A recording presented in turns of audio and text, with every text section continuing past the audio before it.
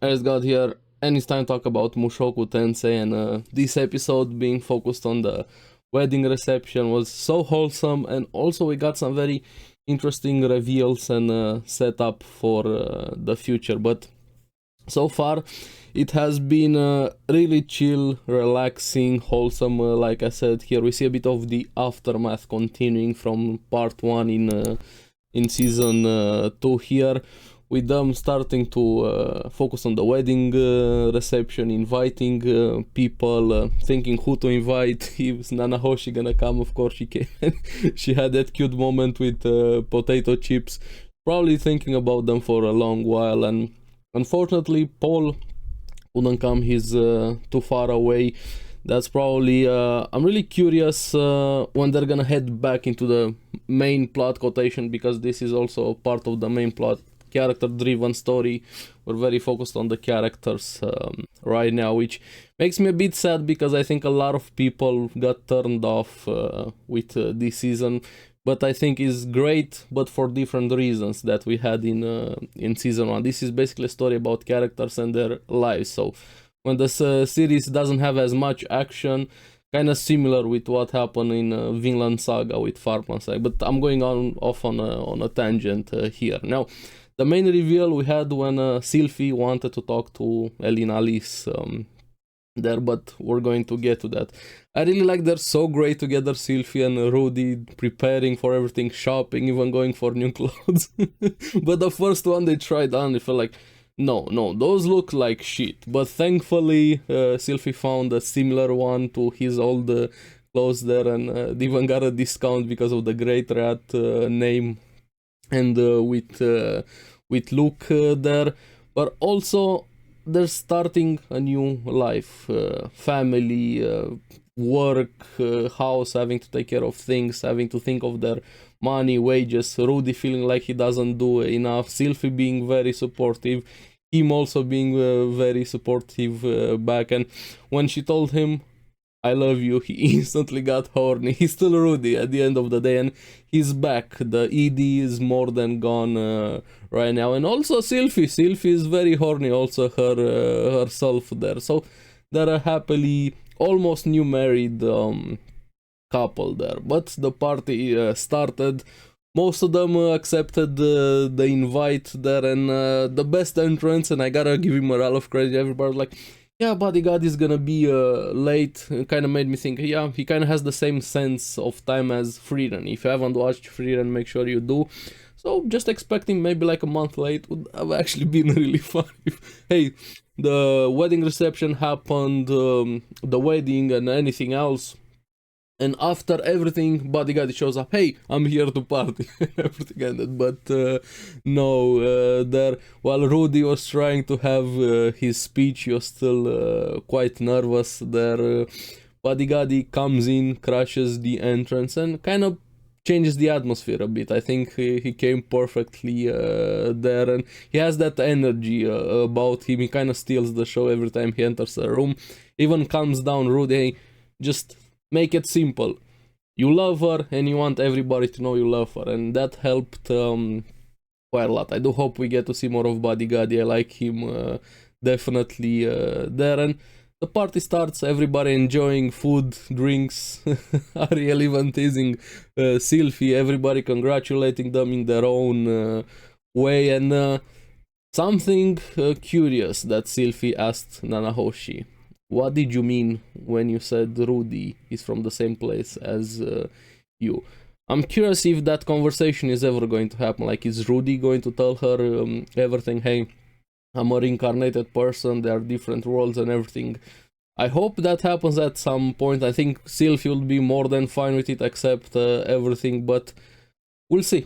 That's a nice seed being planted there for the future. I'm curious how a lot of the other characters would react if they knew who or what Rudy is himself, being somebody reincarnated from another world. I think we kind of took this for granted because of the pacing of the story, the world, how I have seen him since the beginning of his new life, infant, how everything started. I don't think a lot of the other characters or us even considered this conversation quite a lot, or maybe this is just just me here. This is why Mushoku is great. We get to see his entire life, all of the other characters interacting, everything here. But yeah, good food for thought after that question. And Nanahoshi covered for him there, but the key moment of the episode goes to Elina Liz. Kind of broke down, happy, crying, seeing Sylphie, and there's something more between them, and Sylphie just goes out and asks her, "Are you my grandma?" And yeah, she is there. She gets very emotional. They take her to calm herself down. I really like Cliff, also was great. Rudy taking care of her there, and after the party ended, people started to leave. Sylphie goes to talk to Elina Liz. We're gonna get back to that. That was very wholesome between them. They have their conversation, but also Ariel and Luke were great here.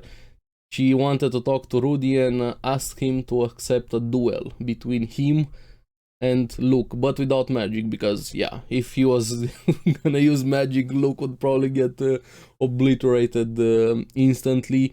Rudy is still with a sword, he's still pretty decent, even though he never really had a talent for the sword. If you guys remember back in season 1 where Paul was training him, he's more about magic, but he still picked up some skills there, also with Rudyard from also from Ares. Really curious what kind of level is Rudy right now with the sword. With magic, he's very powerful, we know that, but I'm glad he still has some sword skills. He defeats Luke very easy in a duel there, and the reason for the duel, I liked it because it was kind of a test to see how far he's willing to go, how powerful he is in order to be able to protect Sylphie, because Luke and Ariel care very much about Sylphie. They wanted to see if it's okay to leave her with Rudy, and that one day Ariel will return to Asura, but Sylphie has no obligation to do that, which is kind of funny because I think they're probably gonna help Ariel with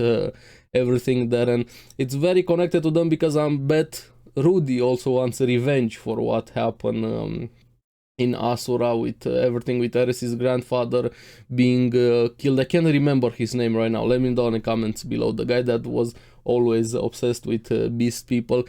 He was a giga chat, but also very weird at at the same time there. But Ariel willing to entrust Sylphie to him and telling him stop her if she wants to go with her, but Rudy even himself said it, he might end up joining, so this is probably something for the future. I'm really curious, are they gonna go first maybe for Ariel, or are they gonna go first after Zenny? They're probably gonna go first after Zenny, that feels more important considering everything here. But after that duel, we have Sylphie and Elina Liz bonding a bit after they had their conversation there, and you can tell that Elina Liz is a lot more emotional and in her feelings than she lets on. Like, she has this curse, she's very sexual, she even considers herself a whore there. She even puts herself down while she was talking to Rudy. Don't leave her on my account. Like, she put herself so much down that she thought that Rudy was gonna leave her because they're related. They're showing like she has very much so complex and she feels very down with everything, and this is why she also leaves her kids. Like, as soon as they're able to take care of themselves, she gets out of the picture. She doesn't want her lifestyle and everything to affect those around her. But what was great here, I have to give it to Cliff.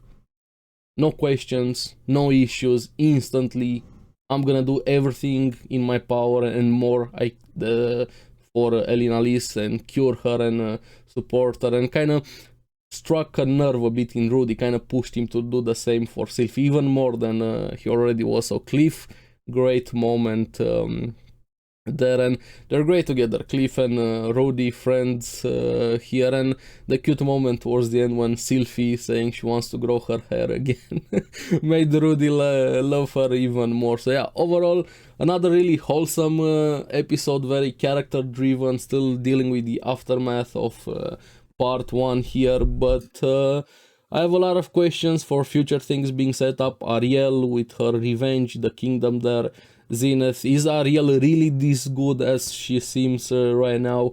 Bodyguard, I'm really curious what he's going to do moving forward. Orsted, we have a lot of big picture things to think about, but overall, great start of part 2 here, so I'm really curious what you guys thought of those 2 episodes that we have had right now. What's your favorite moment? Let me know in the comments below, and as always, thank you very much for watching. Remember to like and subscribe, helps me quite a lot, and you guys get the latest videos on the series that I follow. So keep enjoying Mushoku Tensei, hope to see you on the next video. Bye bye.